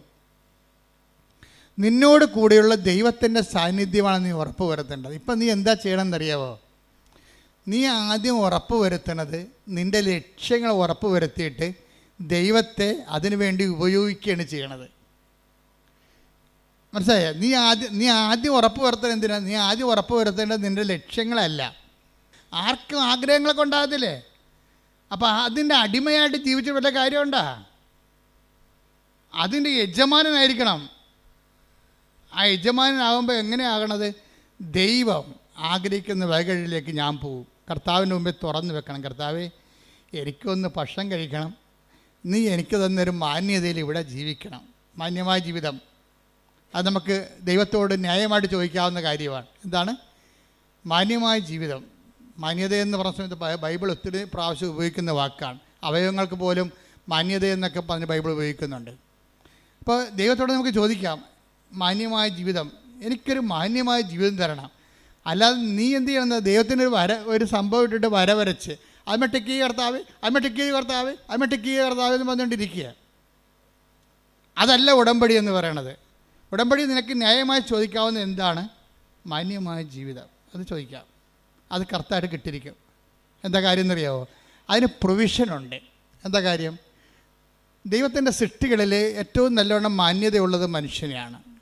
അതുകൊണ്ടാണ് മാന്യമായ ജീവിതം നമുക്ക് അവകാശമായിരിക്കുന്നത്. അത് നമ്മുടെ അവകാശമാണ്. ഇപ്പം നമുക്ക് ഇപ്പോൾ ഒരു കുഴിയാന എന്ന് പറഞ്ഞു കഴിഞ്ഞാൽ അതിനെന്താണ്? കുഴിയാന സാധനമില്ലേ, കണ്ടിട്ടുണ്ടോ? അപ്പം അത് പോകുമ്പോൾ അതിനെ ഉറുമ്പിട്ട് കൊടുക്കുമ്പോൾ അതുടനെ അതിനെ അടിച്ച് മണ്ണ് തെറിപ്പിച്ചിട്ട് അതിനെ അടിക്കും. അതിന് കുഴിയിലാണ് താമസിക്കണത്, അല്ലേ? കുഞ്ഞു കുഴിയിലാണ് താമസിക്കുന്നത്. പക്ഷേ ആന താമസിക്കുന്നത് എവിടെയാണ്? കൊട്ടിലാണ് താമസിക്കുന്നത്. അപ്പോൾ കുഴിയും കൊട്ടിലും തമ്മിൽ വ്യത്യാസമില്ലേ? അപ്പം ആനക്കൊരു മാന്യതയുണ്ട്. അതുകൊണ്ടാണ് കൊട്ടിൽ വരണത്. കുഴിയാനക്കയുടെ മാന്യതേനെ കുഴിയിൽ താമസിക്കണം. ഇതുപോലെ തന്നെയാണ് വല്ല പാമ്പ്, അതുപോലെ തന്നെ ഉള്ള ജീവികളൊക്കെ ചിലതൊക്കെ അളയെ താമസിക്കും. ഇപ്പം മനുഷ്യൻ താമസിക്കുന്ന ആടാണെങ്കിൽ അളയിലല്ല, ആലയിലാണ് താമസിക്കുന്നത്. അതിൻ്റെ വ്യത്യാസം കണ്ട? ആടിന് ആല, അതുപോലെ തന്നെ ആനയ്ക്ക് കൊട്ടിൽ, രാജാവാണെങ്കിൽ കൊട്ടാരത്തിൽ താമസിക്കും. മാന്യത മാറി. ഇതുപോലെ മനുഷ്യൻ എന്തുകൊണ്ടാണ് വീട്ടിൽ താമസിക്കുന്നത്? മനുഷ്യൻ്റെ വീടാണ്, ഭവനം. ഒത്തിരിയേറെ ആന്തരികമായ അർത്ഥങ്ങളുള്ളതാണ് ഭവനം. അവിടെ എന്തുകൊണ്ടാണ് താമസിക്കുന്നത് വെച്ച് കഴിഞ്ഞാൽ അവൻ ദൈവത്തിൻ്റെ ഛായയിൽ സൃഷ്ടിക്കപ്പെട്ടത് കൊണ്ടാണ്. അതാണ് മാന്യത എന്ന് പറയുന്നത്. അപ്പോൾ ആദ്യമേ തന്നെ ദൈവം നമ്മുടെ മാന്യത ഫിക്സ് ചെയ്യുന്നുണ്ട്. എന്ന് വെച്ചാൽ നമ്മുടെ എല്ലാ അവകാശങ്ങളും ഫിക്സ് ചെയ്യുകയാണ്. നമ്മുടെ എല്ലാ അവകാശങ്ങളും, ഈ ജീവിതത്തിനും വരാൻ പോണ ജീവിതത്തിനും വേണ്ടിയുള്ള എല്ലാ റൈറ്റുകളും കോൺസ്റ്റിറ്റ്യൂഷണലൈസ് ചെയ്തിരിക്കുകയാണ്. അവൻ്റെ ഛായയിൽ സൃഷ്ടിച്ചെന്ന് പറയുമ്പോഴേ ദൈവം മനുഷ്യനെ അവൻ്റെ ഛായയിൽ സൃഷ്ടിച്ചു എന്ന് വെച്ച് കഴിഞ്ഞാൽ ഇതിൻ്റെ മാന്യത മെയിൻറ്റെയിൻ ചെയ്യാനുള്ള എല്ലാ ഇൻഫ്രാസ്ട്രക്ചറും അവൻ ആർജിക്കാൻ ദൈവം അവന് അതുപോലെ മാന്യത സുരക്ഷയാണ്. ആദ്യമേ തന്നെ ഒരു ജനറ്റിക്കൽ കോൺസ്റ്റിറ്റ്യൂഷനിൽ വന്നിരിക്കുന്നത് മനുഷ്യൻ്റെ മാന്യതയുടെ സുരക്ഷയാണ്. നമുക്ക് പട്ടിണി കിടന്നാൽ സർക്കാരിനെതിരെ കേസ് കൊടുക്കാം നമുക്ക്. അതാണ് ഭക്ഷ്യസുരക്ഷാ നിയമം. ഇപ്പം നമ്മൾ ഭക്ഷ്യസുരക്ഷ അല്ലെങ്കിൽ നമ്മളൊരു മറ്റു തരത്തിലുള്ള കുറേ പോളിസീസാണ് നമ്മൾ എടുത്തിരിക്കുന്നത്. ദൈവം ഇതെല്ലാം കൂടി കണക്കാക്കിയിട്ട് ഒറ്റ പോളിസിയിലാക്കി. എന്താണ്? മനുഷ്യൻ അവനെ തൻ്റെ സൃഷ്ടിച്ചു. അപ്പോൾ മാന്യമായി ഈ ഭൂമിയിൽ മനുഷ്യനെ പോലെ ജീവിക്കാനുള്ള മനുഷ്യൻ എന്ന് പറഞ്ഞാൽ ആരാണെന്ന് പറഞ്ഞിട്ടുണ്ട്. ആരാണ്? ദൈവത്തിൻ്റെ പൈതൽ. അപ്പോൾ ദൈവ പൈതലാണ് ഞാനെന്നുള്ളതാണ് ഏറ്റവും വലിയ ബോധമുള്ളത്. നമ്മുടെ ഏറ്റവും വലിയ നമ്മുടെ ഒരു വിശ്വാസം നമുക്ക് തരുന്ന ഒരു ബോധമുണ്ട്. ആത്മീയ ബോധം എന്നുകൊണ്ട് ദൈവ പൈതലാണെന്നാണ്. അപ്പോൾ ദൈവ പൈതലാകുമ്പോൾ ദൈവ പൈതലല്ലാതെ പോകുന്ന ഇപ്പോൾ രാധമ്മയുടെ സാക്ഷ്യം എന്താണ്? രാധമ്മയുടെ സാക്ഷ്യം, രാധമ്മയുടെ ഒന്നാമത്തെ അനുഭവം എന്താണ്? അവരുടെ മകൻ ഭയങ്കര പണ്ടാര വെള്ളവടിയാണ്. എന്നിട്ട് വീട്ടിൽ കാശും കൊടുക്കത്തില്ല, കുടുംബം നോക്കത്തില്ല. രാധമ്മ തന്നെ വീട്ടുവരക്ക് പോയിട്ടാണ് മകൻ്റെ ഭാര്യയും കുഞ്ഞുങ്ങളെയും പോറ്റേണ്ടത്. What a pathetic condition. കണ്ടില്ലേ? This is life. ഇവരെ അഡ്രസ്സ് ചെയ്യണമെന്ന് ഞാൻ അമ്മയോട് പല പ്രാവശ്യം പറഞ്ഞിട്ടുണ്ട്. ഒത്തിരി ക്രിമിനലിനെ നീ അഡ്രസ്സ് ചെയ്യുന്നുണ്ട് ഈ പുതിയ കാലത്ത്. അതേസമയം തന്നെ ഇതിൻ്റെയൊക്കെ എല്ലാം നിലനിർത്തിക്കൊണ്ടിരിക്കുന്ന അടിസ്ഥാന സിസ്റ്റത്തിൽ താമസിക്കുന്ന ആൾക്കാരെ ഉടമ്പടിയിൽ അഡ്രസ്സ് ചെയ്യണമെന്ന് അമ്മയോട് ഞാൻ പല പ്രാവശ്യം പറഞ്ഞിട്ടുള്ളതാണ്. കാര്യം സങ്കടക്കാർ വരുമ്പോഴേ, ഇപ്പം ഞാൻ ചിലർ പറയും 65 വയസ്സെന്ന് പറയും നിങ്ങൾ ഞങ്ങളെ കൊണ്ട് ഉടമ്പടി എടുപ്പിക്കത്തില്ല. ചില 65 വയസ്സുകാർ എൻ്റെ അടുത്ത് വന്ന് സങ്കടം പറയും, അച്ഛന്മാരത്തും പറയും, എന്താ ഞങ്ങളെ കൊണ്ട് ഉടമ്പടി എടുപ്പിക്കാത്തത്, ഞങ്ങൾക്ക് ജീവിക്കേണ്ടതെന്നൊക്കെ ചോദിക്കും. എന്നോട് വന്ന് ചോദിക്കുമ്പോൾ പറയും, എൻ്റെ ചേച്ചമ്മേ നിങ്ങൾക്ക് ജീവിക്കണം, നിങ്ങൾക്ക് 67 വയസ്സുണ്ട്, നിങ്ങൾ നേരെ വന്ന് വെടിപ്പായിട്ട് മാതാവിൻ്റെ കണ്ണിട്ട് നോക്കിയിട്ട് കറഞ്ഞിട്ട് കാര്യം വന്നിട്ട് പോകും. നിങ്ങളെ ഇത്രയും ഉടമ്പടി പോലെ ആപതും ആരോഗ്യമൊക്കെ ഉള്ളവരാണ് ഉടമ്പടി എടുക്കുന്നത്. അത് എടുത്തിട്ട് ഉഴപ്പി പിന്നെയും വന്ന് പണി മേടിക്കേണ്ട കാര്യമില്ല. നിങ്ങൾക്കുള്ളത് അമ്മ വിളമ്പി വെച്ചിട്ടുണ്ട്. ചില ആൾക്കാർക്ക് അത് നോക്കുകയില്ലേ ഉള്ള മാതാവിൻ്റെ മുഖത്തിട്ട്. വിശ്വാസത്തോടെ ഒന്ന് നോക്കിയാൽ തന്നെ റെസ്പോണ്ടൻ്റാണ്. അപ്പം അതുകൊണ്ട് തന്നെ പക്ഷേ ഉടമ്പടി എടുക്കാൻ കഴിവുള്ളവൻ മാതാവിനെ നോക്കി പഠിപ്പിച്ചാൽ മാതാവ് ചിലപ്പോൾ ഇവിടുന്ന് ഒറ്റ നടക്ക് പോയില്ലെന്ന് വരും. കാര്യം അത് കാപട്യമാണ്. കഴിഞ്ഞ മീൻ പിടിക്കാനാണ്. നമുക്ക് മലയാളിക്ക് പണ്ട് മുതലേ രക്തത്തിലുള്ള കുറേ സാധനമുണ്ട്. എന്താണ്? കണ്ടവനെ കൊണ്ട് പണിയെടുപ്പിക്കുന്ന കുറേ സാധനങ്ങളുണ്ട്. ഇതിനെ നമ്മൾ ആദ്യം ചികിത്സിക്കേണ്ടി വരും. എന്ന് വെച്ച് കഴിഞ്ഞാൽ മലയാളിക്ക് ആദ്യം എന്തൊക്കെ മലയാളികളുടെ പഴഞ്ചൊല്ല് നോക്കിയാൽ മതി. 2000 കൊല്ലമായിട്ട് ഈ വസ്തു എങ്ങനെ ജീവിച്ചെന്ന് മനസ്സിലാകും. എംബ്രാൻ്റെ വെട്ടത്ത് വാര്യയുടെ അത്താഴം. വാര്യയുടെ കള്ളനാണെന്ന് മനസ്സിലായില്ലേ? വാര്യർ ഒരിക്കലും എണ്ണ കൊണ്ട് കാശ് മുടക്കി വിളക്ക് കത്തിക്കത്തില്ല. എംബ്രാൻ്റെ പടിപ്പുരയിൽ രാജാവ് അല്ലെങ്കിൽ നാട്ടുപ്രമാണി അല്ലെങ്കിൽ കരപ്രമാണി അല്ലെങ്കിൽ ഊരാളിയുടെ പടിപ്പുരയ്ക്ക് വിളക്ക് വെക്കാൻ രാജാവ് അനുവാദം കൊടുത്തിട്ടുണ്ട്. എല്ലാവർക്കും പടിപ്പുര വിളക്ക് വെക്കാൻ പറ്റത്തില്ല. തിരുവിതാംകൂറിലും കൊച്ചിയിലും പടിപ്പുര വിളക്ക് വെക്കണമെന്നുണ്ടെങ്കിൽ ഭണ്ഡാരത്തിൽ കൊണ്ട് പണം അടക്കണം. ഭണ്ഡാരത്തിൽ പണം അടക്കാൻ കഴിവില്ലാത്തവന് വിളക്ക് വെക്കാൻ അനുവദിക്കത്തില്ല. ഭാര്യർ ഭണ്ഡാരത്തിൽ പണം അടക്കാൻ ഭാര്യന് കാശില്ല. അപ്പോൾ ഊരാളെങ്കിൽ ചെന്നിട്ട് എന്ത് ചെയ്യും? അവിടുത്തെ വിളക്ക് പടിപ്പുര തെക്കുമ്പോൾ വീട്ടിൽ അത്താഴം എടുത്തുകൊണ്ട് ഭാര്യർ ഊരാളെങ്കിൽ ചെല്ലും. അവിടെ ചെന്നിട്ട് അവിടെ വെട്ടത്തിരുന്നുകൊണ്ട് ഭക്ഷണം കഴിക്കും. അത് ഭാര്യർ പോകും. അതാണ് എംബ്രാൻ്റെ വെട്ടത്ത് ഭാര്യയുടെ അത്താഴം. ചിലർ പറയും കൈ നനയാതെ മീൻ പിടിക്കുക. അതാണ് സംഭവം. എന്ന് വെച്ചാൽ ചൂണ്ടിക്കാണിച്ചു കൊടുക്കും, ആ മീൻ പിടി, ഈ മീൻ പിടി കിടക്കുന്നതിനെ നിൽക്കും, മറ്റവൻ കഴുത്തപ്പം വെള്ളത്തിൽ കിടക്കും. അതാണ് കൈ നനയാതെ മീൻ പിടിക്കുക. പിന്നെ തുമ്പിയെ കൊണ്ട് കല്ലെടുപ്പിക്കുക. അപ്പോൾ ഇതൊക്കെ മലയാളിയുടെ ബേസിക് മെറ്റീരിയൽ നേച്ചറിലുള്ളതാണ്. ഇതിന് ആധ്യാത്മികതയിൽ ബൈബിള് ഇതിന് നല്ലവണ്ണം ചികിത്സിക്കും ഈ രോഗത്തിനെ. അതേപോലെ ദ്രവീഡീയമായ ഒരു ദ്രാവിഡരുടെ ഇടയിൽ കാണുന്ന ഒരു രോഗമാണത്. കണ്ടവനെ കൊണ്ട് പണിയെടുപ്പിക്കുക, പപ്പായെ കൊണ്ട് ഉടമ്പടിപ്പിക്കുക. അതാണ് സാധനം. പപ്പായെ കൊണ്ട് ഉടമ്പടിപ്പിക്കുക. ഇപ്പം ഈ മൈസ്ട്രേറ്റ് അങ്ങനെ ഒരാളാണ്. മൈസ്ട്രേറ്റിൻ്റെ സാക്ഷ്യം തരുമ്പോൾ ആദ്യം ഇവർ ഡയറക്റ്റായിട്ട് വന്നിട്ട് ഉടമ്പടി എടുക്കത്തില്ല. ആരാ ഉടമ്പടി എടുക്കണത്? അമ്മയെ കൊണ്ട് ഉടമ്പടി എടുക്കണത്. പക്ഷേ ഇവിടെ അത് ഏക്കത്തില്ല, ഇവിടെ അക്സെപ്റ്റ് ചെയ്യത്തില്ല. കാര്യം മലയാളിയുടെ 2000 കൊല്ലത്തെ മനസ്സുമൊക്കെ അമ്മയ്ക്ക് അറിയാവുന്ന കാരണം അമ്മ പറയും ഓടരുത് അമ്മാവ, ആളറിയുന്ന സംഭവം. അതുകൊണ്ട് മൈസേഡൻ്റെ കാര്യങ്ങളൊന്നും നടക്കത്തില്ല. പക്ഷെ അമ്മ മാതാവിൻ്റെ മുമ്പിൽ ഇത്തിരി വില നിലയുള്ള ആളാണ്. കാര്യം അവർക്ക് നല്ല ഇൻവെസ്റ്റ്മെൻറ്റ് ഉള്ള ആളാണ്. അപ്പോൾ മൈസേഡന് പരീക്ഷയ്ക്ക് പോകാൻ നേരത്ത് ടാനിയ പറയും, അമ്മേ ഞാൻ പരീക്ഷയ്ക്ക് പോകണില്ല, കാര്യം എനിക്ക് നല്ല മൈഗ്രെയിനാണ്, തല പൊട്ടാണ്, തല പൊടിയാണ്, എൻ്റെ ബോധം പോകണമെന്ന് പറയും. അപ്പോൾ അമ്മ പറയും, നീ പരീക്ഷയ്ക്ക് പോകും മകളെ, എന്താ കാര്യം? ഞാൻ കൃപാസനത്തിൻ്റെ ഒരു കാശിരുവ നിനക്ക് തരാം, നീ നെറ്റിക്കൊട്ടിച്ച് വെക്ക്, 10 മിനിറ്റ് നമുക്ക് വെയിറ്റ് ചെയ്യാം, മാതാവ് നിൻ്റെ തലവേദന എടുത്ത് മാറ്റും, നീ പരീക്ഷയ്ക്ക് പോകുന്നു. അപ്പോൾ ഇവൾ കിടക്കുകയാണ്, ഇങ്ങനെ ഉരുണ്ട് വട്ടത്തിൽ കിടക്കുകയാണ്, തലപെരുത്ത് വേദനയായിട്ട് കിടക്കുകയാണ്, ഒന്നും ഓർക്കണില്ല, കണ്ണ് കാണാൻ പാടില്ല, തലവേദന എടുത്തിട്ടേ കണ്ണ് കാണാൻ പാടില്ല, ഒന്നും അക്ഷരം നോക്കിയിട്ട് തെളിഞ്ഞ് വരണില്ല, എല്ലാം ഇങ്ങനെ ബ്ലറടിച്ചിരിക്കുകയാണ്.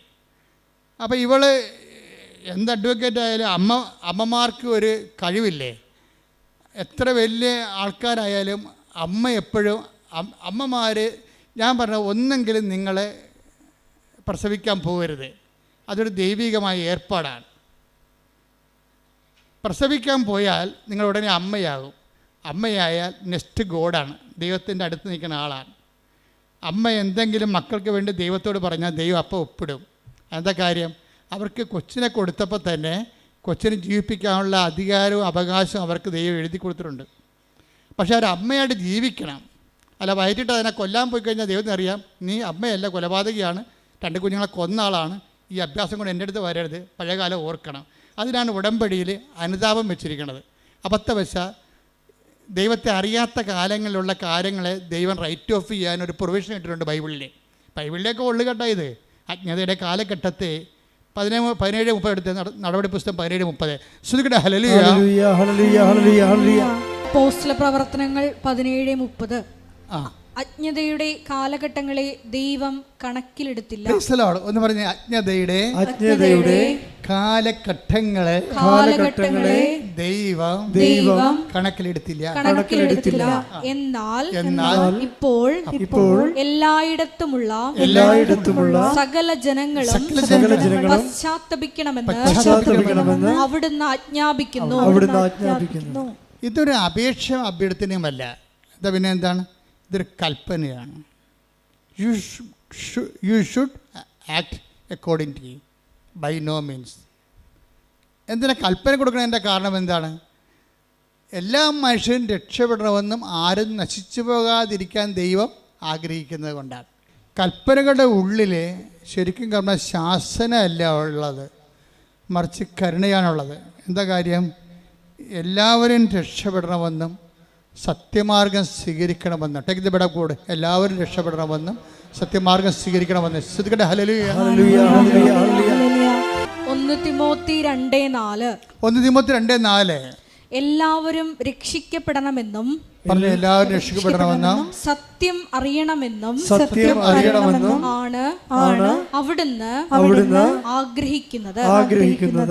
എന്തെന്നാൽ ഒരു ദൈവമേയുള്ളൂ, ദൈവത്തിനും മനുഷ്യർക്കും മധ്യസ്ഥനായി ഒരുവനേയുള്ളൂ, മനുഷ്യനായ യേശുക്രിസ്തു. അപ്പോൾ ഇത് അതായത് ആരും നശിച്ചു പോകാതിരിക്കാനും എല്ലാവരും രക്ഷപ്പെടാനും സത്യമാർഗം സ്വീകരിക്കാനും വേണ്ടിയാണ് ഈ കൽപ്പന ദൈവം കൊടുത്തിരിക്കുന്നത്. അപ്പോൾ കൽപ്പനയുടെ അകത്തെല്ലാം രക്ഷയെ വെച്ചിട്ടാണ് കൊടുത്തിരിക്കുന്നത്. അല്ല നിങ്ങൾ മാതാപിതാക്കന്മാരെ ബഹുമാനിക്കുന്നു, അല്ലെ വ്യഭിചാരം ചെയ്യുന്നില്ല, അല്ലെ കള്ളസാക്ഷ്യം പറയുന്നില്ല, അല്ലെ കർത്താവിൻ്റെ ദിവസം ആചരിക്കുന്നു, അതിൽ തന്നെ ഒരു ലക്ഷ്യവുമില്ല. അതിനകത്തുള്ള ദൈവിക ലക്ഷ്യം എല്ലാവരും രക്ഷപ്പെടണമെന്നുള്ള ദൈവത്തിൻ്റെ ആഗ്രഹമാണ്. അതാണ് വിഷയം. എല്ലാവരും. അപ്പോൾ കൽപ്പന ആർക്ക് വേണ്ടിയുള്ളതാണ്? ക്രിസ്ത്യാനിക്ക് വേണ്ടി മാത്രമുള്ളതല്ല. അതാണ് വിഷയം. അതാ 1 തിമോത്തി 2:4 പറയണത് എല്ലാവരും രക്ഷപ്പെടണമെന്നും സത്യമാർഗം സ്വീകരിക്കണമെന്നും. കർത്താവിൻ്റെ വചനങ്ങളിലെ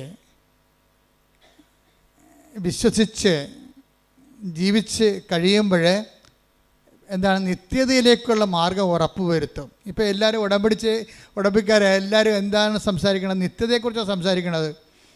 അല്ലാതെ അവർ IELTS എന്നൊക്കെ പറയും, പറമ്പ് വിറ്റെന്ന് പറയും, ജട്ടി നടപടി ഒഴിവായെന്ന് പറയും, ജോലി കിട്ടിയെന്ന് പറയും. ഇപ്പം മിഥുൻ്റെ കാര്യം തന്നെ, ഒരു മിഥുൻ്റെ സാക്ഷ്യം ഉണ്ടായിരുന്നു ഈ ദിവസം. മിഥുൻ്റെ സാക്ഷ്യം, മിഥുൻ്റെ ഒരു വിഷയം. നിങ്ങളെപ്പോലെ തന്നെ മിഥു ഇവിടെ വന്ന് മിഥു അപ്പൻ ഉടമ്പടി എടുത്ത്. അതാണ് ഞാൻ പറഞ്ഞത്, തുമ്പിയെ കൊണ്ട് കല്ലടിപ്പിക്കുക, എബ്രാൻ്റെ വെട്ടത്ത് വാരത്താഴ്, അപ്പനെ കൊണ്ട് ഉടമ്പിടിപ്പിച്ചിട്ട് അവൻ കാറിലിരുന്നെന്നാണ് പറയണത്. മനസ്സിലായില്ലേ? അപ്പോൾ ഇവിടെ വന്ന് കുറച്ച് നേരം ഇങ്ങനെ ഇരുന്ന് വെച്ചാൽ കുറച്ച് ബോറടിച്ച് വിളിക്കുക.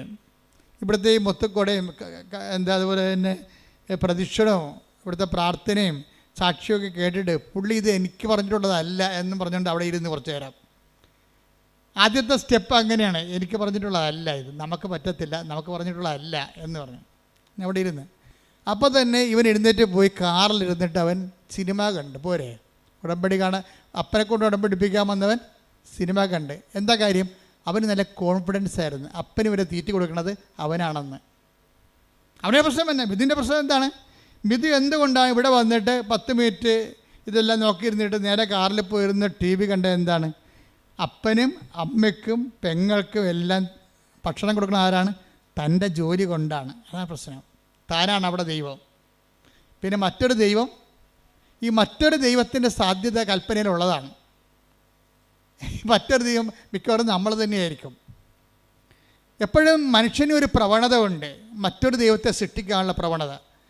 ഞാൻ ബുദ്ധിസം പഠിക്കുന്ന ആളാണ്. ബുദ്ധിസം പഠിച്ച് കഴിഞ്ഞ ദിവസങ്ങളിൽ പോയി ഒരു സാറുമായിട്ട് ബുദ്ധിസത്തെക്കുറിച്ച് സംസാരിച്ചു. ഇപ്പം ഞാൻ പറഞ്ഞ് ബുദ്ധനും അവസാനം എത്തിയത് താൻ ദൈവമാണെന്ന് പറഞ്ഞുകൊണ്ടാണല്ല. ബുദ്ധനിൽ ദൈവവിശ്വാസം ഇല്ലാത്ത ആളാണ്, റാഷണലായിട്ട് ചിന്തിക്കുന്ന ആളാണ്. പക്ഷേ മരിക്കാൻ നേരത്ത് പറഞ്ഞു, എൻ്റെ ദഹിപ്പിച്ച പൊടിയെടുത്ത് നിങ്ങൾ ഒരു തൂണുണ്ടാക്കി വെക്കണം. ആ സ്തൂപം കാണുമ്പോൾ നിർവ്വാണത്തെക്കുറിച്ച് ആഗ്രഹിക്കുന്ന എല്ലാവരും ആനന്ദമുണ്ടാകും. അതാണ് അല്ലയോ ആനന്ദം എന്ന് പറഞ്ഞ് തുടങ്ങുന്ന അപ്പം മനുഷ്യനെ അന്വേഷിച്ച് അവസാനം എത്തണം എവിടെയാണ്? അവനാണ് ദൈവം എന്നാണ്. അതാണ് അഹംബ്രഹ്മാസി, ഞാനാണ് ദൈവം. പോരെ? മനുഷ്യന് മറ്റൊരു ദൈവത്തെ സൃഷ്ടിക്കാനുള്ള ഒരു മാനുഷിക പ്രവണത എന്നും ഉണ്ടാകും. ഇതിനെ അഡ്രസ്സ് ചെയ്തുകൊണ്ടാണ് ബൈബിൾ കൽപ്പന ഇറക്കിയിരിക്കുന്നത്. കാര്യം എന്താണ്? നീ തന്നെ ദൈവമാണെങ്കിൽ പിന്നെ യാത്ര അവസാനിപ്പിക്കാവില്ല, നിത്യത അവസാനിപ്പിക്കാവില്ല. നിത്യതയെ മൂടിക്കെട്ടിക്കൊണ്ട് നിന്നെ തന്നെ ദൈവമാക്കി ആത്മീയ അന്വേഷണത്തെ നിന്നിലേക്ക് തിരിച്ചുവിടും. വഴി യു ടേൺ അടുപ്പിക്കും. ബൈബിൾ യു ടേൺ അടുപ്പിക്കത്തില്ല. ബൈബിൾ പറയും നേരെ നീണ്ടു കിടക്കുകയാണ് വഴി, ദൈവത്തിലേക്ക് നടക്കാൻ പറയും. പുറപ്പാട് 23 ശ്രുതികട ഹല്ലേലൂയ. ഞാനല്ലാതെ വേറെ ദേവന്മാർ നിനക്കുണ്ടാകരുത്. Praise the Lord. അപ്പം മിഥുനിലെ ഒരു മറ്റൊരു ദൈവം രൂപപ്പെട്ട് വരികയാണ്. അവൻ്റെ വിദ്യാഭ്യാസം, അവൻ്റെ ജോലി, അവൻ്റെ ശമ്പളം ഇവനെ മറ്റൊരു ദൈവമായിട്ട് മാറ്റും. This is our confidence. ഈ കോൺഫിഡൻസ് എപ്പോഴും ഒരു മിലിറ്ററി പൊസിഷനായിരിക്കും. ടാർഗറ്റ് ചെയ്യാൻ സാധ്യതയുള്ള സ്ഥലം, മിലിറ്ററി ടാർഗറ്റ് സ്ഥലമാണത്. അത് ഞാൻ ആദ്യം ടാർഗറ്റിനെ കുറിച്ച് പറഞ്ഞത്. നമ്മുടെ കോൺഫിഡൻസ് എവിടെയോ അവിടെയായിരിക്കും ബോംബ് വീഴാൻ സാധ്യത. ക്രിസ്തു എന്താ പറഞ്ഞത്? നിൻ്റെ ഹൃദയം എവിടെയോ അവിടെയായിരിക്കും നിൻ്റെ നിക്ഷേപം. ഇതുപോലെ തന്നെ അതിൻ്റെ പാരലൽ, അതിൻ്റെ വ്യാഖ്യാനമാണ് നിൻ്റെ ആത്മവിശ്വാസം എവിടെയോ അവിടെയായിരിക്കും നിൻ്റെ ആത്മനാശം. ശ്രുതികട ഹല്ലേലൂയ. ക്രിസ്തുവിനെ മാത്രം ലക്ഷ്യം വെച്ച് മുന്നേറുവാൻ ഈ ആരാധനയിലൂടെ ഞങ്ങളെ അഭിഷേകം ചെയ്യണം. ഹല്ലേലൂയ. മഹത്വം മഹത്വം. തളരല്ലേ നെഞ്ചൊന്നു നീരിടല്ലേ, നിന്നെ കാണാൻ നിന്നെ കേൾക്കാൻ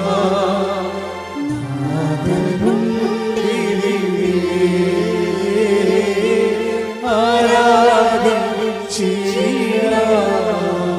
പരിശുദ്ധ പരമ ദിവ്യകാരുണ്യത്തിന്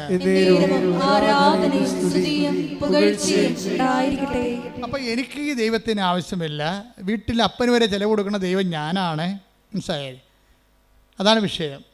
അപ്പം ഈ വേറെ ദൈവത്തെ ആത്മവിശ്വാസത്തിൻ്റെ ഒരു പ്രശ്നം എന്താ? ആത്മവിശ്വാസത്തിൻ്റെ പ്രശ്നം വേറെ ദൈവത്തെ സൃഷ്ടിച്ചുകൊണ്ടിരിക്കും. ഇത് ജഡിക മനുഷ്യൻ്റെ ഒരു സ്വാഭാവിക ജൈവ പ്രവണതയാണ്. ഈ ആത്മവിശ്വാസം വേറെ ദൈവത്തെ സൃഷ്ടിച്ചുകൊണ്ടിരിക്കുക. വേറെ ദൈവത്തെ സൃഷ്ടിച്ചുകൊണ്ടിരിക്കണത് തന്നെയല്ല, അത് ചില സമയത്ത് നീ തന്നെയായിരിക്കും ആ ദൈവം, അല്ലെങ്കിൽ നിൻ്റെ പ്രൊഫസറായിരിക്കും നിൻ്റെ ദൈവം. കാര്യം ഈ മനുഷ്യന്മാർക്ക് എപ്പോഴും ആരാധന വാസന ഉള്ളതാണ്. ആരാധന വാസന, ഈ ആരാധന വാസന ദൈവം മനുഷ്യരിൽ വെച്ച് കൊടുത്തിരിക്കണത് എന്തുകൊണ്ടാണ്? അതൊരു ആരാധന വാസന ഒരു ജന്മവാസനയാണ്. വാസനയല്ലേ, അത് ഇൻസ്റ്റിങ്ക്റ്റ് അല്ലേ? ആരാധന വാസനയാണ്, ഇൻസ്റ്റിങ്ക്റ്റാണ്. ഇപ്പം ഇപ്പോൾ ഇവിടെ ഒരു പുഴയാണ്. നമ്മൾ 1 കിലോമീറ്റർ അകലെ ഒരു പുഴയുമില്ല, അവിടെയെങ്കിലും വെള്ളവുമില്ല. ഒരു ആമയെ പിടിച്ചിട്ട് കിഴക്കോട്ട് തിരിച്ച് വെച്ച് നോക്കിയേ, അത് അപ്പം തന്നെ പടിഞ്ഞോട്ട് തിരിഞ്ഞിട്ട് ഈ പുഴയിലേക്ക് നടക്കും. അതാണ് വാസന എന്ന് പറയണത്. ഇപ്പം ഇവിടെ ഒരു പുഴ കിടക്കുകയാണ്. കിഴക്ക് വശത്ത് നമ്മുടെ ആനയെ ഒരു കിലോമീറ്റർ അകലെ ഒരു ആമയെ പിടിച്ചിട്ട് കിഴക്കോട്ട് നോക്കിച്ച് വെക്കും അത്. അപ്പോൾ എന്ത് ചെയ്യും? ആമ ഓട്ടോമാറ്റിക്കായിട്ട് പടിഞ്ഞോട്ട് തിരിയും. വെള്ളമുള്ള സ്ഥലത്തേക്ക് തിരിയാനുള്ള ഒരു വാസനയുണ്ട്. അപ്പോൾ ആരാധിക്കാനുള്ള വാസന വെള്ളമുള്ളിലേക്ക് തിരിയാനും ദൈവമുള്ളിടത്തേക്ക് തിരിയാനുള്ള ഒരു ദൈവവാസനയാണത്. പക്ഷേ ഈ ദൈവവാസന ഡൈവേർട്ട് ചെയ്യപ്പെട്ട് കഴിഞ്ഞാൽ വേറെ ദൈവങ്ങൾ ഉത്ഭവിപ്പിക്കാൻ തുടങ്ങും. ചിലപ്പോൾ നിൻ്റെ കെമിസ്ട്രി പ്രൊഫസറൊക്കെ നിൻ്റെ ദൈവം, എന്താ കാര്യം? നീ ഒരു മനുഷ്യനെ ആഗ്രഹിക്കുന്ന എല്ലാ ക്വാളിറ്റിയും അവനിലുണ്ട്. നിൻ്റെ ആരാധന വാസനയുടെ വില്ലൻ നിൻ്റെ വീട്ടിലായിരിക്കും. എന്താ കാര്യം? ദൈവമെന്നും പറഞ്ഞ് വിളിച്ചുകൊണ്ട് നടക്കണതിൻ്റെ അപ്പൻ എന്തെങ്കിലും വിഷയം കഴിയുമ്പോൾ പൂക്കൽ പോലെ വിറക്കണ കാണാം. അയാൾ നിനക്ക് ഹീറോ അല്ല. അതുകൊണ്ട് നിൻ്റെ മനസ്സ്, അരക്ഷിതമായ നിൻ്റെ മനസ്സ് ഒരു പ്രശ്നങ്ങളുടെ മുമ്പിൽ വിറക്കാത്ത ഒരു മനുഷ്യനെ തേടി നടക്കും, ഒരു സന്നിധാനത്തെ തേടി നടക്കും. അങ്ങനെ വരുമ്പോൾ ദൈവവിശ്വാസമില്ലാത്ത ഒരു പ്രൊഫസറിനെ കണ്ടുപിടിച്ചെന്ന് വിചാരിച്ചു, അല്ലെങ്കിൽ ഒരു പാർട്ടി സഖാവിനെ കണ്ടുപിടിക്കും. നീ അയാളെ ആരാധിക്കാൻ തുടങ്ങും.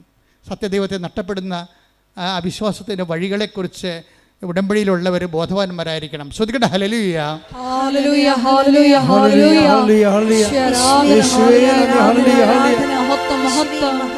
ഉടമ്പടി എന്തുകൊണ്ട് ചില ആൾക്കാർക്ക് വൈകുന്നു എന്ന് വെച്ചാൽ, ആ ഉടമ്പടി അനുഗ്രഹം സ്വീകരിക്കാൻ വേണ്ടി മാത്രം നിങ്ങൾ യോഗ്യമായിട്ടില്ല. That's A point. മനസ്സിലായില്ലേ? ഉടമ്പടി, എൻ്റെ പോയിന്റ് എന്താണ്?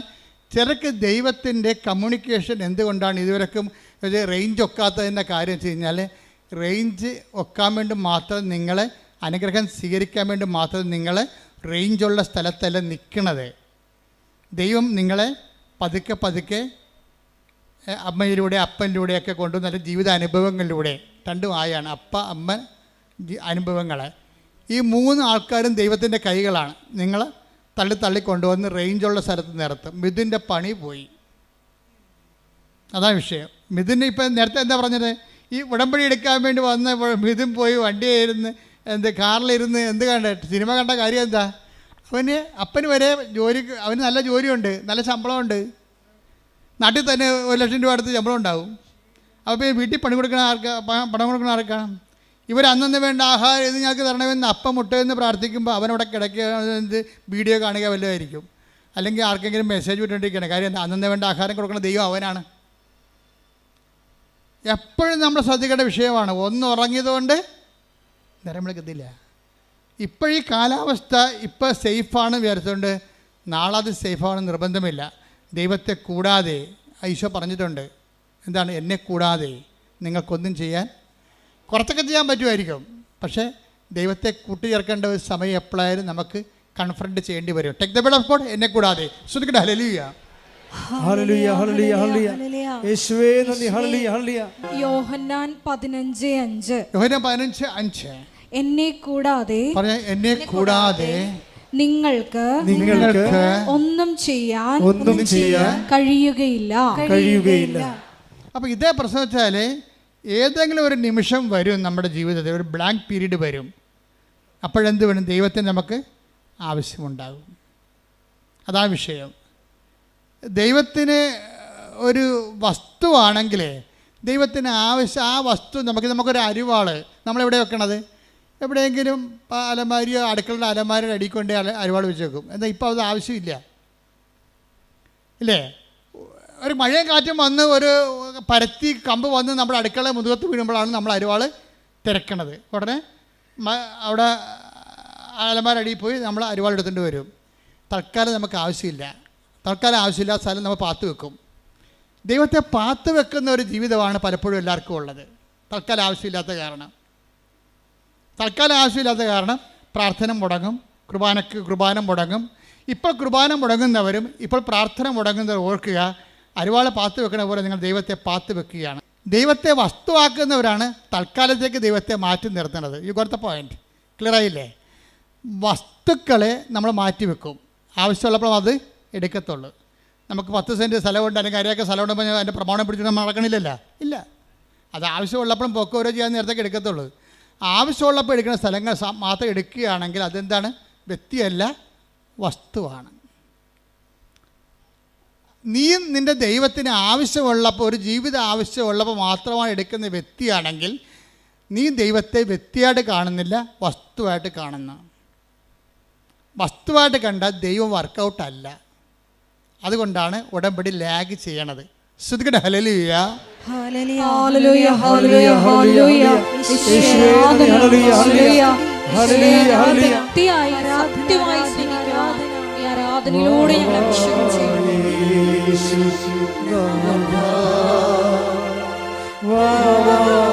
സ്നേഹ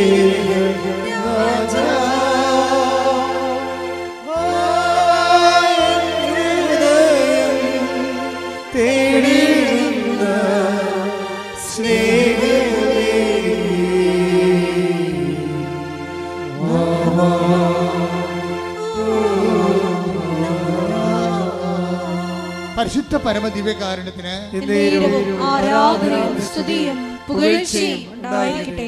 അപ്പൊ എന്നെ കൂടാതെ ഇപ്പൊ 15:5 യോഹന്നാൻ പറഞ്ഞു, എന്നെ കൂടാതെ നിങ്ങൾക്ക് ഒന്നും ചെയ്യാൻ സാധ്യമല്ല എന്ന് പറഞ്ഞ അതിൻ്റെ അർത്ഥം, എൻ്റെ മകനെ, എൻ്റെ മകളെ, നിന്റെ കരത്തിൽ, നിന്റെ യാത്രയിൽ നിത്യമായി എന്നെയും കൂട്ടു.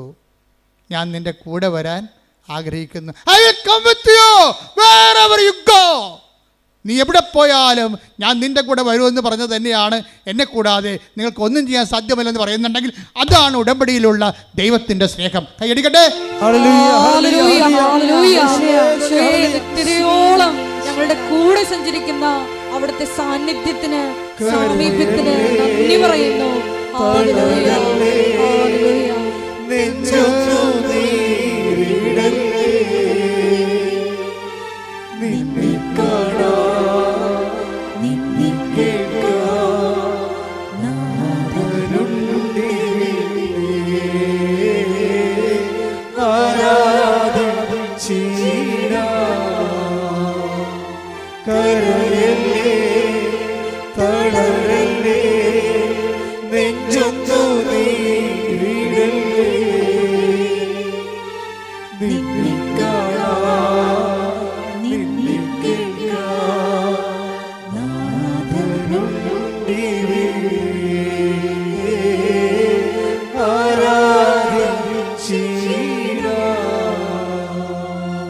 നമ്മളാരും ദൈവത്തിൻ്റെ കൈക്ക് പിടിക്കാൻ നടക്കണമെന്ന് ദൈവം പറയണില്ല.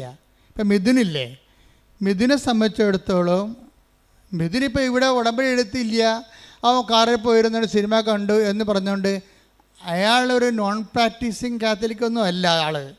അയാൾ അത്യാവശ്യം കൊന്തയിലുള്ള ആളാണ്, വീട്ടിലൊക്കെ പ്രാർത്ഥന കൂടുന്ന ആളാണ്, അതിനെതിരിപ്പൊന്നുള്ള ആളല്ല.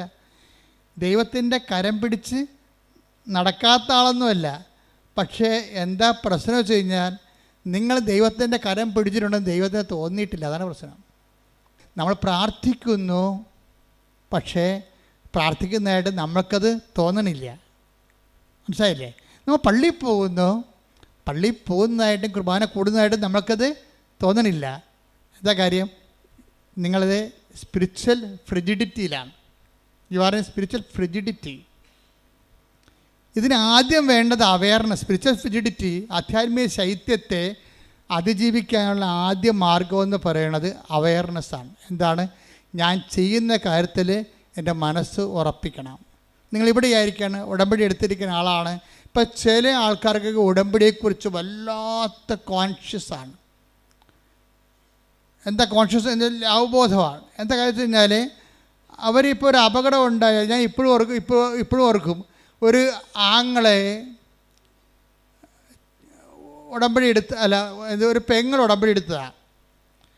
അപ്പോൾ ഉടമ്പടി എടുത്ത് അവളങ്ങനെ ഉടമ്പടി ജീവിക്കുകയാണ്. വേറെ എന്തോ കാര്യത്തിന് വേണ്ടി, അവൾക്ക് വേണ്ടി, ഭർത്താവിന് വേണ്ടിയൊക്കെയാണ് ഉടമ്പടി എടുത്തിരിക്കുന്നത്. പക്ഷേ അവൾക്ക് ഉടമ്പടിയാണെന്ന് അവൾക്ക് അവയർനെസ് ഉണ്ട്.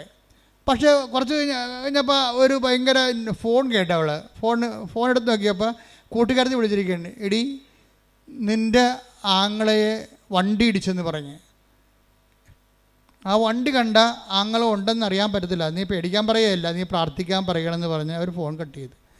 ഫോൺ കട്ട് ചെയ്യണമെങ്കിൽ ഇവളൊരു കാര്യം പറയും, എൻ്റെ ആങ്ങളൊക്കെ ഒരു ചുക്ക് സംഭവിക്കത്തില്ല, ഞാൻ ഉടമ്പടി എടുത്തതാണെന്ന്. ഇതാണ് കവനൻ്റ് കോൺഷ്യസ് എന്ന് പറയണത്. കവനൻ്റ് കോൺഷ്യസ് ഉടമ്പടി എടുക്കുമ്പോൾ നിങ്ങളുടെ കയ്യിൽ ഞാൻ എപ്പോഴും തരികയില്ലേ. ഇപ്പം ചില ആൾക്കാർ എന്നെ കണ്ടു കഴിയുമ്പോൾ ആൾക്കാർ ചോദിക്കുക, അച്ഛാ ഇത് കണ്ട അച്ഛാ, ഉടമ്പടി കാശുരൂപയില്ല, ഞാൻ കൊച്ചു കാശ് കൊണ്ട് അടയ്ക്കണമെന്ന് പറയും. ഞാൻ പറഞ്ഞു, കൊച്ചു ഉടമ്പടി കാശുരൂപ എന്ത് ചെയ്യും? അപ്പം മിണ്ടത്തില്ല.